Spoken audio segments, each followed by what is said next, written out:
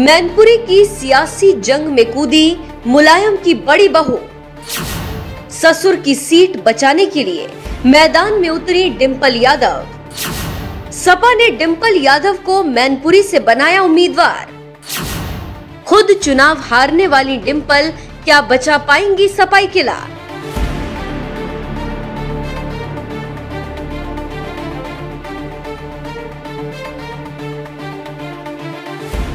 जिस बात की उम्मीद जताई जा रही थी आखिर वही हुआ।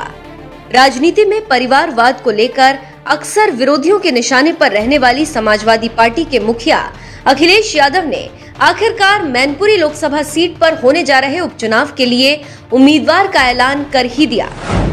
और ये उम्मीदवार कोई और नहीं, अखिलेश यादव की पत्नी डिंपल यादव है, जिन्हें अखिलेश यादव ने यूपी विधानसभा चुनाव के दौरान टिकट देने से इनकार कर दिया था और कहा था कि परिवार का कोई सदस्य चुनाव नहीं लड़ेगा।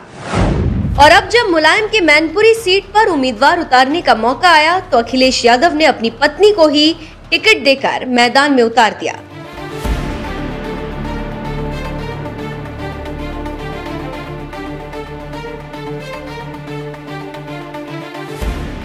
यूपी की मैनपुरी लोकसभा सीट सपाइयों का गढ़ मानी जाती है।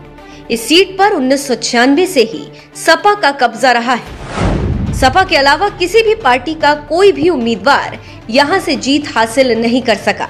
अब तक मुलायम सिंह यादव, बलराम यादव, धर्मेंद्र यादव, तेज प्रताप सिंह यादव मैनपुरी से सांसद रह चुके हैं और मौजूदा समय में भी मुलायम सिंह ही इस सीट से सांसद थे।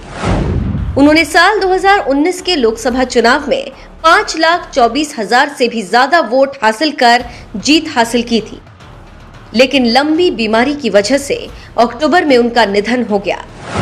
और अब इस सीट पर एक बार फिर उपचुनाव होने जा रहा है, जिसके लिए अभी से सियासी तलवारें खिंच गई हैं। क्योंकि एक तरफ जहां अखिलेश के सामने अपने पिता की सीट बचाने की चुनौती है, तो वहीं दूसरी तरफ बीजेपी भी किसी भी कीमत पर सपा का किला भेदने की कोशिश में जुट गई है। अखिलेश ने डिंपल को बनाया उम्मीदवार। मैनपुरी सीट के लिए नामांकन शुरू हो गया। 17 नवंबर तक ही नामांकन भी होगा। यही वजह है कि सपाई मुखिया अखिलेश यादव ने आज ही मैनपुरी के लिए उम्मीदवार का ऐलान कर दिया। उन्होंने अपनी पत्नी और मुलायम की बहू डिंपल यादव को इस सीट से चुनावी मैदान में उतारा है, जो इससे पहले कन्नौज सीट से सांसद भी रह चुकी हैं। लेकिन साल 2019 के लोकसभा चुनाव में बीजेपी उम्मीदवार सुब्रत पाठक ने डिंपल यादव को हरा दिया था।